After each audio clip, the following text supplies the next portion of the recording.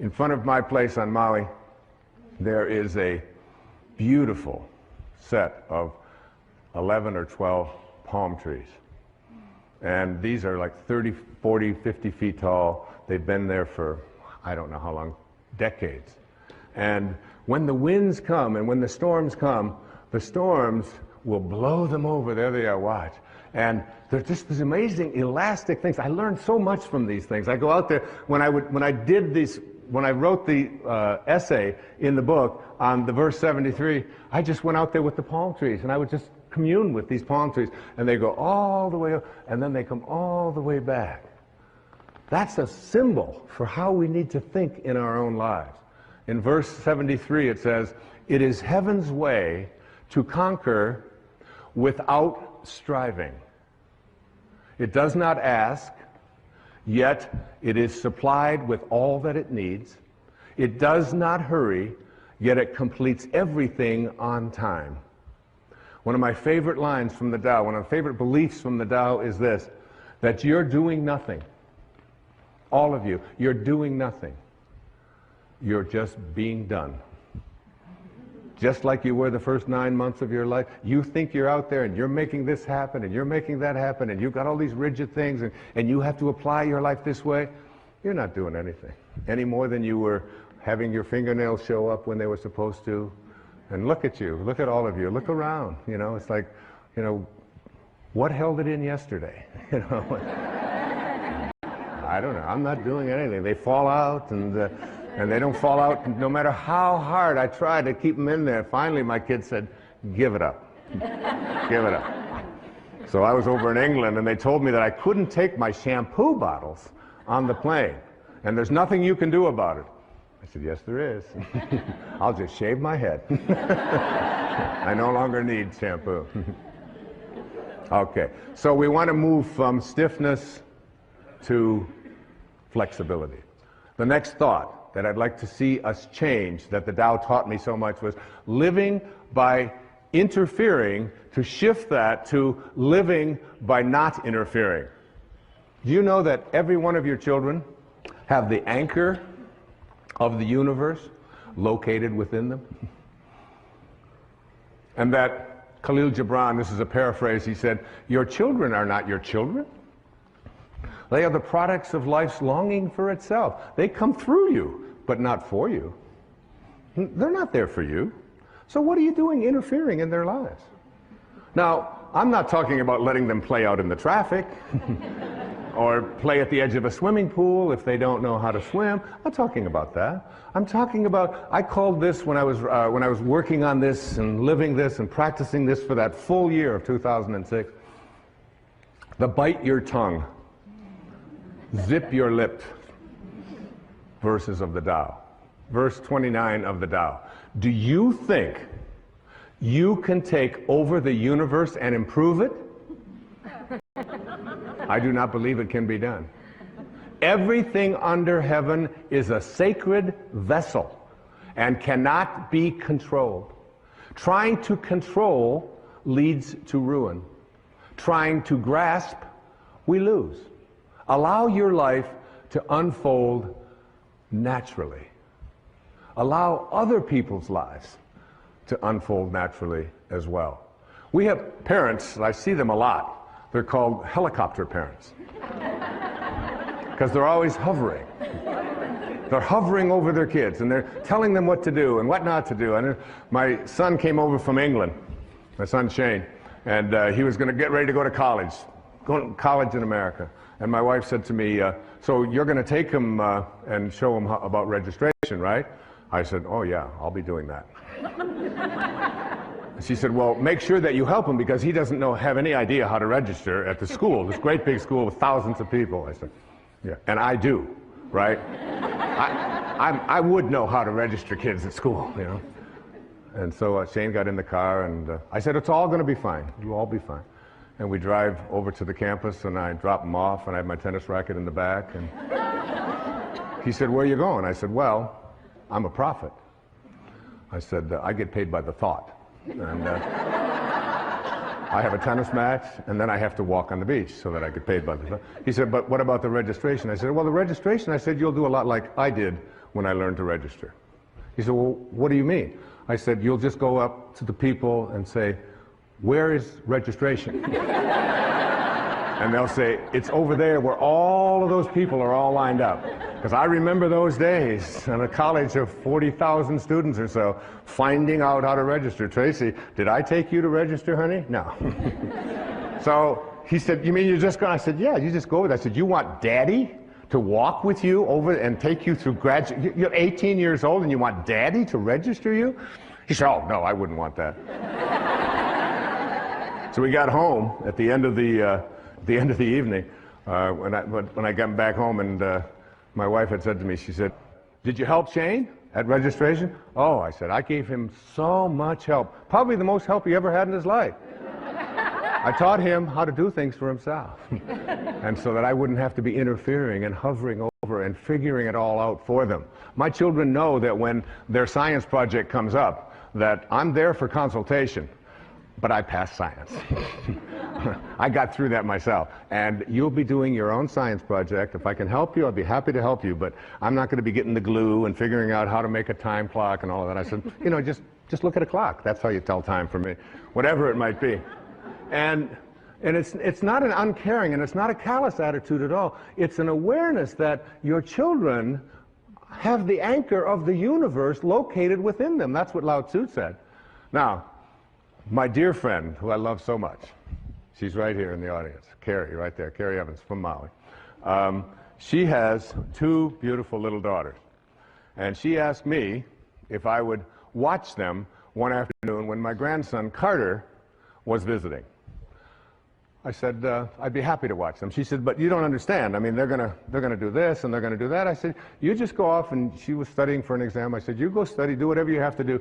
I can handle 3 little kids out at the swimming pool for 3 or 4 hours. I can handle that. So she went off, very nervous, gave me lists, told me what to do, what they might say, what they might not say. And then if she says, now if Kylie says this, you tell Kylie, and if Kamiley says it was Kylie, Kamiley, and Carter. All right? So they go out there, and right here, there's a little pool over here, a little swimming pool. And I watch them over in the swimming pool, and Kylie takes the water and splashes my grandson, Carter, and splashes Kamiley, and Kamiley comes over to me and runs over within 2 minutes. Says, Kylie splashed me. Well, of course, I'm working on the Tao. Non-interference. And I said, splashing, honey, is in the way of things. When you're near water, splashing will take place. She said, yeah, but she splashed me. I said, you'll probably work this out. This will all be fine. And she stood there for the longest time with her little lip and so on, and finally she realized she wasn't getting anywhere with me. She went back. Before you know it, one of them had taken, now Kylie and Kamiley are teaming up against Carter. And they pushed him under or whatever. Now one of them is 5, and one of them is 4, and one of them is 7 or 8. And Carter comes running over as fast as he can, runs over. He calls me Bampa. I'm Grandpa. Bampa. Bampa, Bampa, Miley pushed me under the water. I said, Carter, I'm a Taoist master. But Bampa, she pushed me. She put me under the water. I said, you'll just have to work this one out, Carter. I'm a Taoist master. This went on all for the first hour or so. But I noticed as I was less interfering and less interfering that they were working it out. They tried again after a few times. They'd come over and they wanted this and they wanted them pushed and wanted that. But each time when I let them know that I was watching and making sure they were safe, but I wasn't going to interfere. I wasn't going to resolve it. I wasn't going to settle their disputes for them. I wasn't going to be a helicopter parent, even for an afternoon. And the way that it resolved itself was they have the anchor of the universe within them. They have a nature. They know what to do. One of my favorite things always to say to my children when there's a conflict is, you know what the right thing to do is. What do you think? You know. You have it in your heart. You are a divine being. They all know that. I've said those words to them over and over again. You'll figure it out. You'll work it out. Not I'm going to interfere. I'm going to tell them what to do. You can practice this so many places, so many ways in your life, particularly as parents, even in business. It's very important in businesses to allow the people to say at the end of the day, right out of the Tao, oh, we did that ourselves. We did it ourselves. In the Tao it says, there's a time for everything, and everything in its time. There's a time for everything. Listen to this. There's a time for being ahead, and a time for being at peace. There's a time for being in motion, and a time for being at rest. There's a time for being vigorous, and a time for being exhausted. And in the Bible, to everything there is a season, a time for every purpose under the sun. I practice, this was so helpful to me, particularly as I do my yoga practice. In my yoga practice, it's, there are some very exhausting postures. I do this Bikram hot yoga, all right, so it's 105 or between 105 and 110 for 90 minutes. And there's one that I used to hate. It's called triangle, you know. And so you put your foot out here, and then you do this, and then you get yourself up, and you go all the way down, and you get yourself in balance like here. So you balance, and you take your arms out here, and then you take these like this, and it's 105 degrees in there. You take one, and you're looking up here at your arm, and you look, and you look, and you look, and then you bring it back, and it lasts a full minute. And I used to just wait for that minute to be over. Oh my God, when are they going to bring me out of this posture? It was so exhausting. I started practicing what the Tao teaches, and I remembered there's a time for being exhausted. There's a time for that. And as I practiced that, I said, and there's a time for being at rest. And it's coming, hopefully soon. But in your life, there's an awareness that there is a time for all the things that go on that you think shouldn't be happening. In the Tao it says that hidden in all misfortune is good fortune. Hidden in the misfortune that you have is good fortune, because no storm can last forever. Even nature cannot create a storm that lasts forever. Ultimately, hidden within every storm is calmness. Hidden within every flood is drought and dryness. Hidden within all of the storms of your life is the peace that you desire.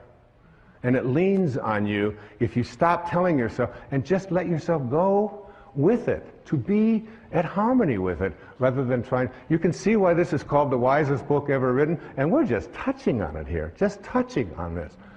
Lao Tzu was green before Al Gore. He was. This is verse 39 of the Tao Te Ching. When man interferes with the Tao, the sky becomes filthy, the earth becomes depleted, the equilibrium crumbles, creatures become extinct, therefore nobility is rooted in humility. Finally, I'd like to say to you, in understanding this idea of the Tao, is to take time yourself for being in nature. Take an hour a day. Every day of your life, take an hour a day, no matter how busy you are, no matter what scheduling that you have, to get out in nature. Walk barefoot on the grass. Walk barefoot. It's one of the great ways to overcome an inability to sleep at night. Just go out when you can't sleep and just walk on the grass, walk on the earth, and reconnect yourself. Now, go out and be with the tree and look at what you can learn from nature. Look at these trees. Look at these animals. You can study. Look at that. You can study a flower like that is so magnificent as it's unfolding. That's an actual photograph of this thing growing and unfolding there. You know, be with that. You have much to learn from nature, from water, from the sky, from the winds, from the trees, from the birds. The more you do it, the more you see yourself in all of them. The more you'll feel yourself as a connected being, living the Tao. Another thought to change. To change from thinking big to thinking small. It's so much of the Tao has in it statements that seem so paradoxical and so confusing to us. More is less. Less is more. Think small and get great things done, accomplish great things. Listen to verse 64 of the Tao Te Ching. A tree that fills a man's embrace grows from a seedling. A tower 9 stories high starts with 1 brick. And here's the most famous line out of the Tao. A journey of 1,000 miles begins with what? The first step. 1 first step. Okay? So, today, I can stand up here on this stage in this beautiful sacred place, in this beautiful yin-yang symbol, on this incredibly beautiful set that feels so much like nature. And I can say to you that in a very short time, this year, I will have completed 20 years without taking a drink of alcohol. 20 years, okay? Thank you. Now that's big. That's big. Because I drank every day. Not to get drunk, but I drank every day. 2 or 3 beers every evening after running, and it was like, and I couldn't remember a day when I hadn't had, I thought back 10 years, 12, I couldn't think of a day, not one day in the previous decade or two that I had not had a beer, or several beers. So that's big. And if I would have tried, if I'd have said to myself 20 years ago, Wayne, you're going to quit drinking for the next 20 years, I would have gone immediately and had a drink. Because it's just too big, isn't it? It's just too big. You don't do big things. You do small things and thus accomplish great things. It's a very important distinction to make. Whatever it is that you would like to create or contribute or become in your life, take 1 step. How did I let drinking go for 20 years? And I don't even know about tomorrow. I never think about tomorrow and whether I'm going to have a drink. All I know for sure is that this won't be the day. I do it 1 day at a time. That's how you overcome anything called an addiction in your life. You take it, you reconnect yourself to the source from which you came, which is a source of what? Well-being, isn't it? And you get back and return, get on the return trip and say, I am connected to well-being. And I'll do this 1 day, 1 hour, 1 minute, 1 second if I have to, at a time. And when you do it, I mean, it's behind in all of the programs for overcoming addictions, and all of the work of Bill W., all of the work of Alcoholics Anonymous, all of the work of any kind of addictions. It isn't just alcohol. It can be food. It can be addiction to your emails. It can be addiction to work. It can be addiction to so many things that so many people find that they can't get past. And to move themselves into a place where I think small. I ran 7 marathons in my running years. And about the 22nd or 23rd mile, you begin to ask yourself about your sanity. And what am I doing here? And my body is breaking down. But the way that you finish the marathon is not by saying, I'm going to run 26 miles. You don't do that, especially when you've still got 5 or 6 to go. You just say to yourself, can I put my foot in front of the next one? Can I take 1 step at a time? Can I do it 1 step at a time? And before you know it, you've accomplished great things.